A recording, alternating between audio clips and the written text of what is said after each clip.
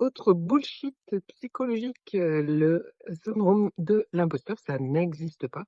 Les autrices, Clance et Imess, qui ont parlé, de ce phénomène, les premières, décrivaient une expérience, de douter, dans des contextes, ultra compétitifs, en particulier chez les femmes, qui performaient à haut niveau et avec un lien, d'internalisation des biais de genre, il ne s'agit en aucun cas, d'un syndrome ou d'une pathologie, médicale. Et c'est hyper important d'arrêter d'utiliser ce terme, à utiliser expérience peut-être, si vous voulez, parler de cette expérience que vous pouvez observer en vous, de doute, mais mettons de côté ce terme de syndrome.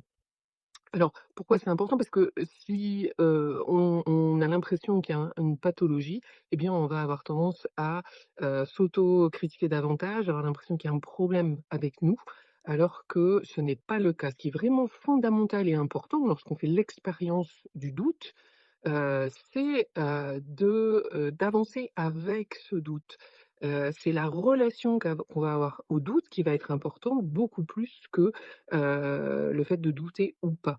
C'est donc vraiment important, valoriser même, l'expérience du doute. C'est plutôt sain, de douter c'est un phénomène qui émerge, plus d'un contexte de compétition et de comparaison sociale que, réellement de quelque chose qui, serait pathologique.